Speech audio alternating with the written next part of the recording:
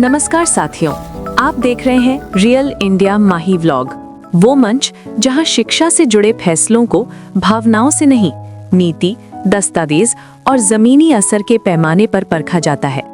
आज का विषय केवल एक सरकारी फैसला नहीं है, ये भारत के हायर एजुकेशन सिस्टम की संरचना बदलने वाला कदम है।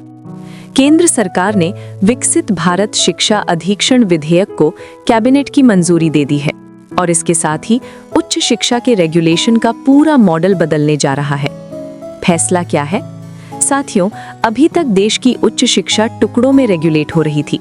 गैर तकनीकी विश्वविद्यालय, यूजीसी, इंजीनियरिंग, मैनेजमेंट, एआईसीटीई, शिक्षक प्रशिक्षण, एनसीटीई, 3 रेगुलेटर, 3 अलग अलग नियम, 3 अलग अलग प्रक्रियाएं, और इसका असर पड़ा संस्थानों पर, छात्रों पर और पूरे सिस्टम की गति पर। सरकार का कहना है कि यही जटिलता और भ्रम अब खत्म किया जाएगा। क्या नया आने वाला है? अब इन सभी की जगह आएगा higher education commission of India HECI, एक सिंगल हायर एजुकेशन रेगुलेटर, एक कॉमन अम्ब्रेला, एक समान नियम और मानक।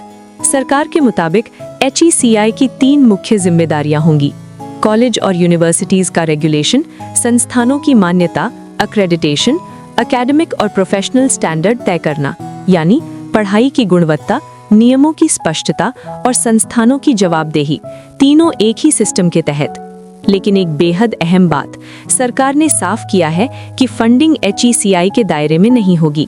ये चौथा वर्टिकल माना गया है और ये अधिकार प्रशासनिक मंत्रालयों के पास ही रहेगा।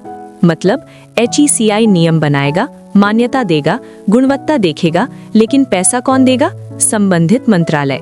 ये पॉइंट इसलिए अहम है क्योंकि इससे रेगुलेटर की स्वायत्तता और फंडिंग पर सीधा नियंत्रण अलग अलग रहेंगे।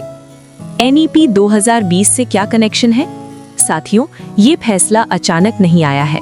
राष्ट्रीय शिक्षा नीति 2020 में साफ लिखा था, रेगुलेशन, फंडिंग, एकेडमिक स्टैंडर्ड, इन तीनों को अलग अलग, मजबूत और स्वतंत्र संस्थाओं के जरिए चलाया जाना चाहिए। NEP 2020 का विजन था कम कंट्रोल, ज्यादा ट्रस्ट और ज्यादा क्वालिटी। HECI उसी सोच का अगला कदम माना जा रहा है। क्या ये पहली बार हो रहा है? नहीं, 2018 में भी एक ड्राफ्ट बिल आया था जिसमें UGC एक्ट को खत्म कर HECI लाने का प्रस्ताव था। उस समय स्टेक होल्डर से राय ली गई, बहस हुई, लेकिन बात आगे नहीं बढ़ पाई। 2021 में केंद्रीय शिक्षा मंत्री धर्मेंद्र प्रधान के कार्यकाल में इस विचार को दोबारा जमीन पर लाया गया और अब कैबिनेट की मंजूरी मिल चुकी है। किन्हें बाहर रखा गया? सरकार ने स्पष्ट किया है, मेडिकल एजुकेशन, लॉ एजुकेशन, इन पर पुराने रेगुलेटर ही लागू रहेंगे, यानी HECI का दायरा मेडिकल और लॉ कॉलेजों तक नहीं जाएगा। ब्लू, सरकार का दावा क्या है? सरकार कहती है नियमों की उलझन खत्म होगी, मंजूरी की प्रक्रिया सरल होगी, पारदर्शिता बढ़ेगी, शिक्षा की गुणवत्ता सुधरेगी और भारतीय उच्च शिक्षा वैश्विक स्तर पर ज्यादा प्रतिस्पर्धी बनेगी।